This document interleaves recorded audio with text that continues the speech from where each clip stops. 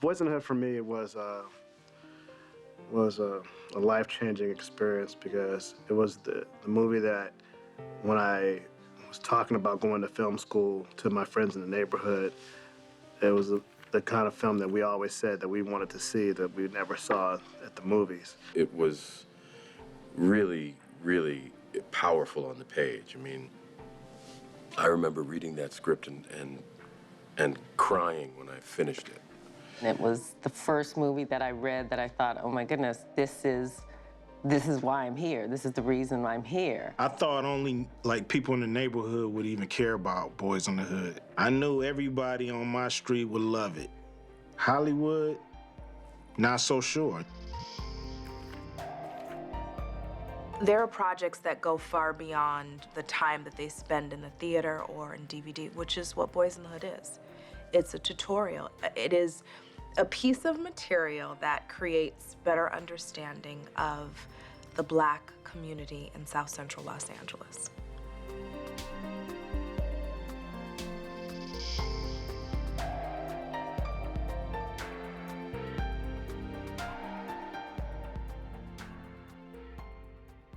The idea of the film actually came in mind in the early 80s, just sitting on the porch with my friends on 101st in Vermont, just talking about the types of movies that we wanted to see that we never saw, you know, and nobody was making movies about what we were going through in Los Angeles. I remember the day that my agent called and said, there's a film called Boyz N The Hood.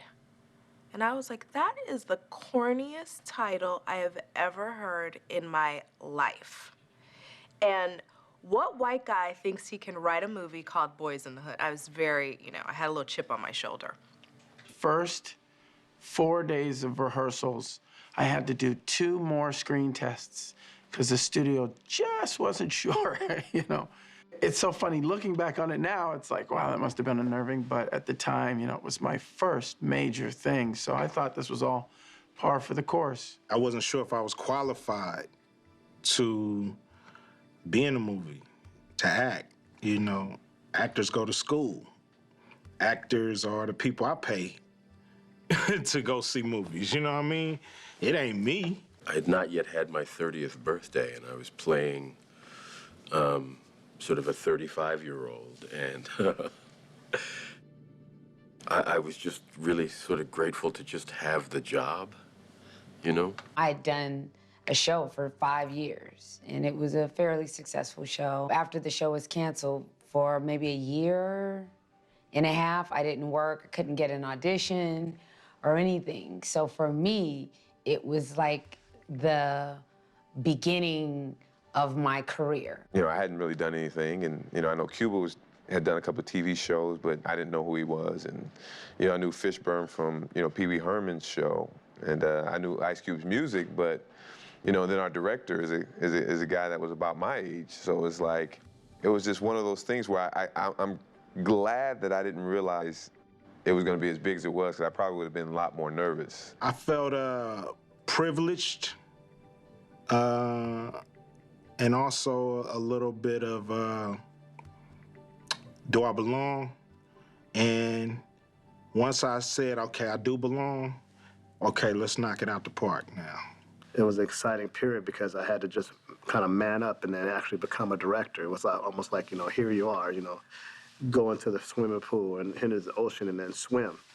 And that's what I look at as that experience, because it was all of my dreams coming true. The crew of people that surrounded him, many of whom were African-American people who had been in the industry for a long time, we all sort of formed a protective net around him, if you will, because we were, I think all of us determined that he would be successful in this endeavor. I knew that when we were shooting, we were making something important. It felt that way. It felt that way. I went to school in Inglewood. I knew South Central. It was not news to me, but I knew it was news to a lot of other people. And I think the authenticity that John brought to it, it was the authenticity and it was the heart. I mean, you could not watch the movie without having an emotional response, and that's the whole reason why we make movies. Boyz N The Hood didn't have its debut in the United States. It had its debut at the Cannes Film Festival in France, which was, my first trip out of the country. And so the movie opened to kind of international acclaim before it even hit the States. When we got off the plane at Cannes and we were surrounded by photographers and reporters, I thought, wow, this is bigger than I thought it was. Talking about somebody who was like, man, these people about to shit on our movie. They're about to shit on it because I know they don't care what's going on in South Central Los Angeles. That was my thought, that the world just didn't care. And that's why, this was the first movie of its kind to come out. It had to be from somebody from the neighborhood to speak on the neighborhood, and people in France just don't care. Damn, was I wrong. When the movie was done and everybody stood up and they did not stop clapping for 20 minutes. I mean, it was overwhelming because it was an international response, and that response was exactly as we had shown the movie in our backyard in South Central, and they got it like that. And that's how the American press got onto the film because, they were like, oh, well, the French know something that we don't, let's see what's going on with this little movie. We started on that high note. We started at Cannes in the middle of, the Palais, screening this movie. It was a very small movie about a very specific group, and the world responded. It was an eye-opening experience. It let me know that what I should be doing should be global and not just for the hood, but for the world. I remember the first time I went to a private screening in Chicago. It wasn't even a private screening, it was a test screening. And every emotional moment my character had and every scene of heavy weight, the audience burst out laughing. And I was like horrified because I was like, oh my gosh, they think I'm a buffoon. What was I thinking? We're screwed, we're done. The movie was so true to life that in certain areas where this movie was a reality, they couldn't connect with the emotion on screen because it was their reality. So to them, a defensive mechanism almost was to, laugh and, express themselves. And that's when I knew that the movie was more than just entertainment. When the movie came out, I walked out of the Baldwin Hills Theater. This guy comes out the theater with his girlfriend, and he's like, hardcore gangster type dude, right? And he's with this girl, and she's just really talkative. She's just like mouthy, right? And she's on his arm, right? And they come up to me. You directed that movie? I said, yeah, I made the movie. I'm here. Oh, she come to see how people act here. She says, man, we love the movie. She's just like, we love the movie. We think it's the best movie ever made and everything. The dude was looking at me, and he didn't say nothing. He didn't say nothing to me. But she looked up at him, and she said, he loved it too. He loved it too. He can't even say nothing right now because, how he feels. You know what I mean? He's just like, and the dude he was looking off. He looked at me, and he just looked at me. He just shook his head. He just shook his head. Like, I told that dude's story, but he didn't even have any words to describe how he felt at the moment. That was really humbling because here I am speaking to people that I grew up with that nobody really cares about.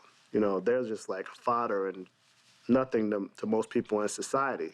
And here's a dude who's expressing in a nonverbal way that he really appreciated what we had done as filmmakers, and telling a story that had never been told before.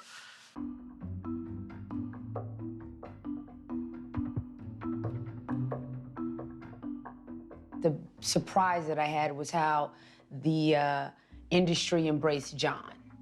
And I thought that was surprising and exciting at the same time because he was so young, and that they would embrace him the way that they did. I thought that was pretty great and groundbreaking. I was the youngest person ever and the first African-American to be nominated for Best Director, and I beat Orson Welles out by a year. From as me as a cinephile, I start pontificating and playing the mice in my brain, like, oh God, they're saying like, I'm gonna be like Welles, And Welles was an iconoclast, and he didn't take any shit, and he just did what he wanted to do, and I had that kind of demeanor as well. That was very shocking. That was shocking because the Academy, still, I've just been invited into the Academy this past year, and it's a hard room to play.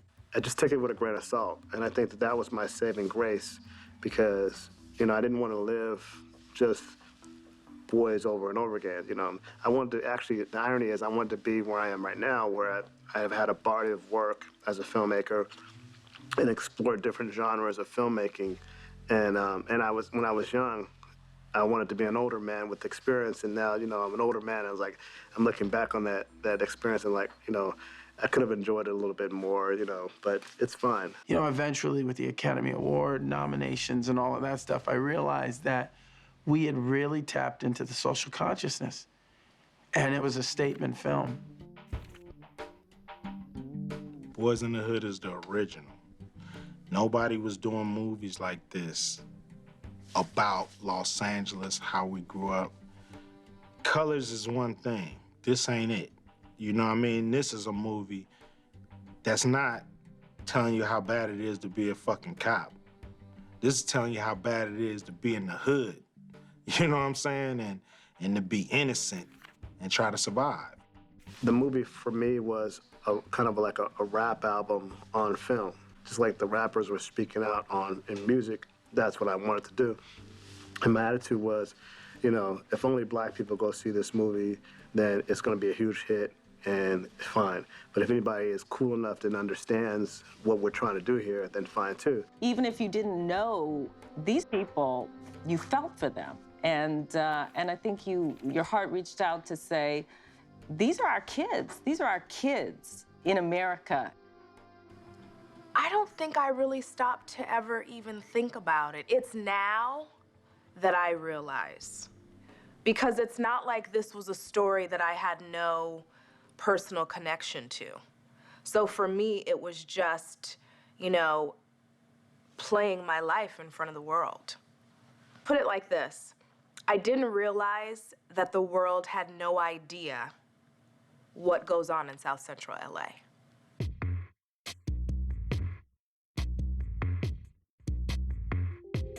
The movie really captured the zeitgeist of what was going on in that time period in America with youth from all walks of life. And it's kind of a time capsule for that. It's like poetry. The more specific you are, the more universal it can become. And if you deal in generalities, people really can't put themselves in it. I lived in the hood. I got bused to school. A bunch of us got bused out, where we seeing that, in these neighborhoods, our influence is not there. You see what I mean? Our influence is not in these neighborhoods that we was getting bused to. So we felt already that these are two different cultures that, this side of the tracks don't want to hear about what's going on with that side of the tracks. But I had learned through the music that those barriers that I thought were there were breaking down. When they saw it on film and they saw the authenticity of the characters and the story, it was like, wow, now I really understand what these rappers are talking about, what urban culture is about. I did get a phone call from a woman in Milwaukee or somewhere in the middle of the country who was a white middle-aged housewife who had seen the movie. And I don't know how she tracked me down, but she tracked me down and she told me that she had no idea about South Central or what was going on. And it moved her so much that she just wanted to say thank you.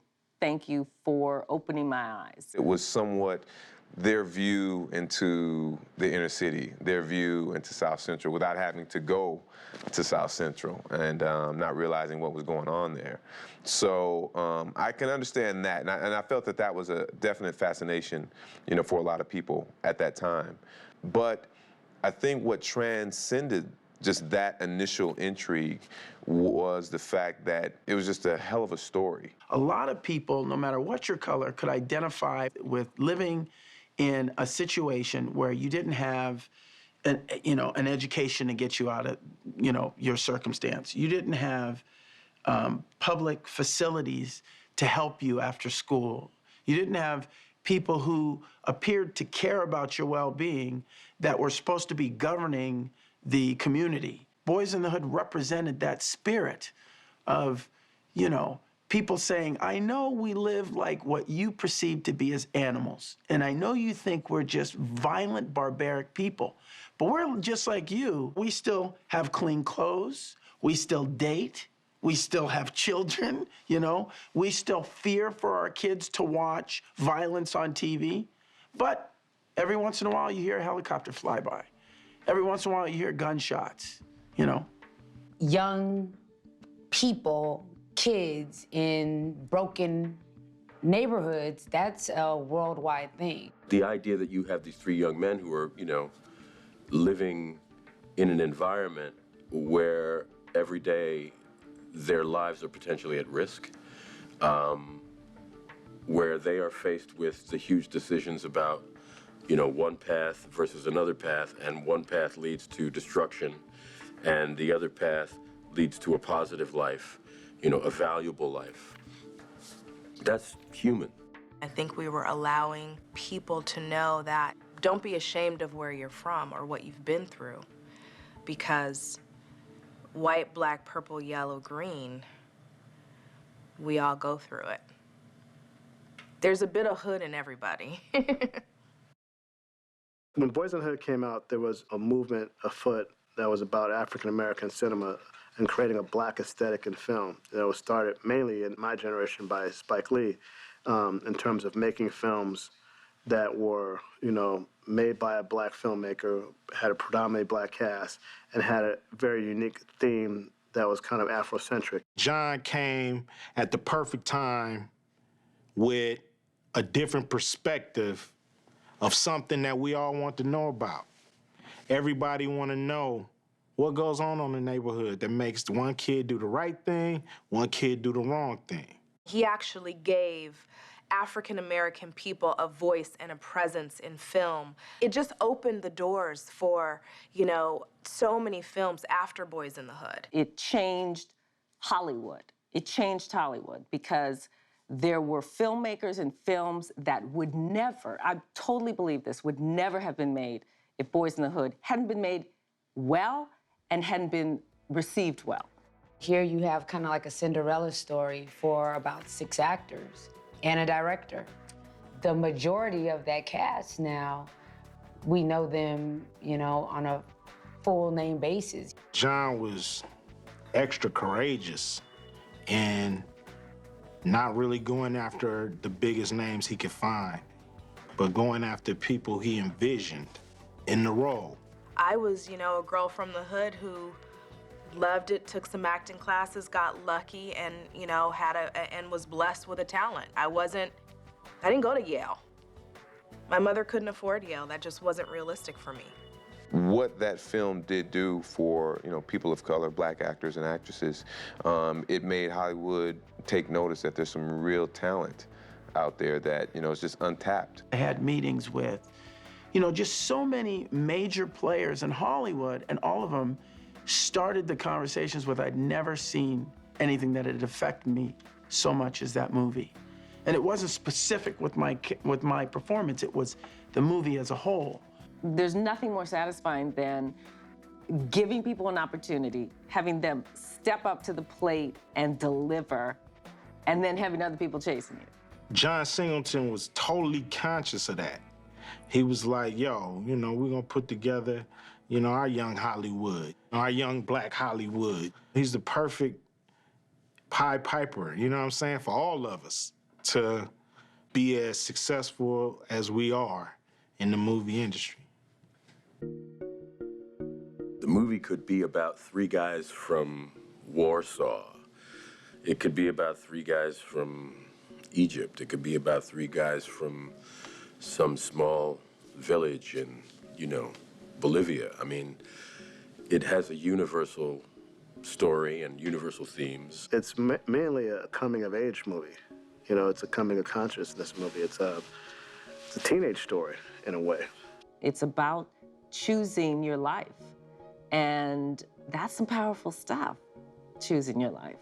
Which path you're gonna take. Even if that is not your particular story, when you see another kid going through it and you even have even a little bit of similarity in your life, it just kind of pulls on your heartstrings. What really gets to me more is when teachers, professors, people who are here to teach people about culture and teach people about each other, use the film as a movie of study. It's taught in colleges around the world. I teach it at USC, and my students, I always ask them, like, have you seen, who's seen Boyz N The Hood? And maybe a third of the class, maybe less. And then I give them a script and I have them watch the movie, and you can see it in their faces. They're excited. To me, that's about as a good of a compliment you can get from a movie, that it taught me something I didn't know. I think it inspires people to talk about what's important to them, their own hood, their own relationships, and their own choices.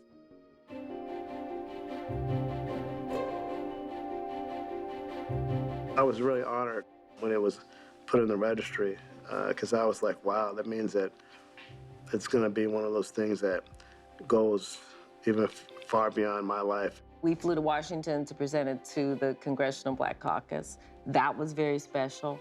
To have lawmakers watching the movie, that's the stuff of dreams. I mean, that means you're doing something really, really well. The notion that, the film is being recognized as a piece that has cultural significance in our time is fitting and I think right. I think it would be an injustice to ignore a movie that had changed the way people had viewed a society when it was first premiered, and now is still so relevant. It's actually even better than having won an Academy Award, probably, in the long run. My name is Nia. It means purpose.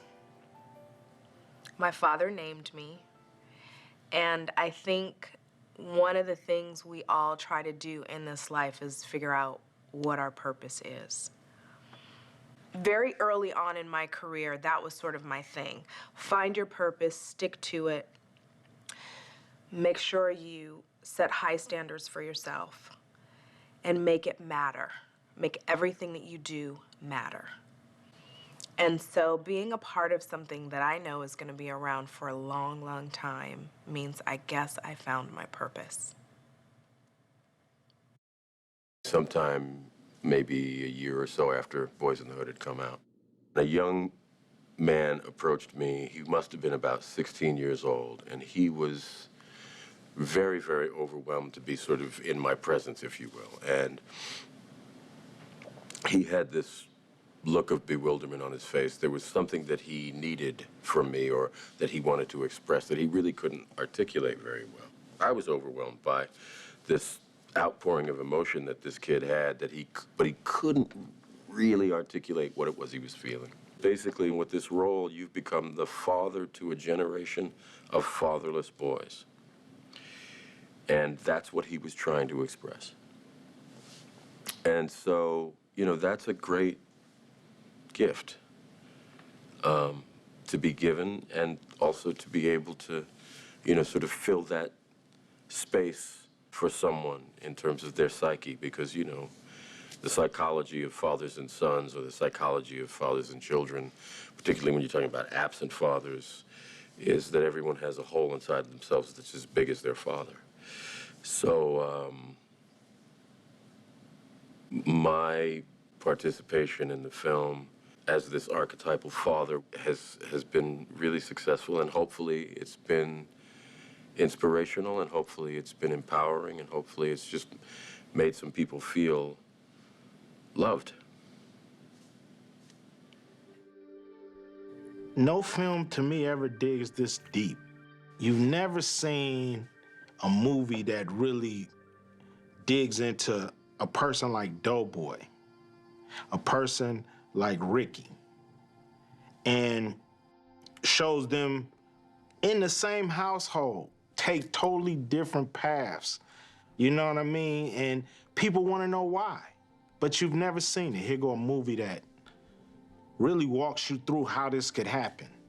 It shows you with a father there, you can make a strong man. Without father there, it's a harder job. These are the things that were revealed in this movie that people wanted to know the answers to and couldn't really grasp on where to get those answers from. Here go a movie that, starts to answer those questions. A lot of times when you're going through a tragedy, you feel that you're alone and you're the only one that's gone through it and you're not really thinking straight. And when they see it depicted on film like that, they can relate to it and they know other people can relate to it. And sometimes they even feel, that's their story up there. It's just so interesting with this movie, how it's touched people emotionally. Even 20 years later, it's just incredible. We all want to make a mark. We want to contribute to society, and we want to leave something behind. And Boyz is a great legacy, really is. It really is. So it's great. It's great. To look back and say, how did I do that? I got to recapture that is always death as an entertainer. You have to move forward and grow because we don't look the same that we looked then. We all age, and you have different life experiences that you want to incorporate in your work as an artist. But that movie will always be the one that set the pace car, the bar, at a level for me to continue to jump over. I think this movie is going to be the first in many films that people will look back and say, wow, I really contributed something to the idiom of American cinema. And when I say American cinema, I mean telling stories as a filmmaker that can only be told in America with American sensibilities that capture everybody on a whole human level. That's what I would hope for this movie, for Boyz N The Hood.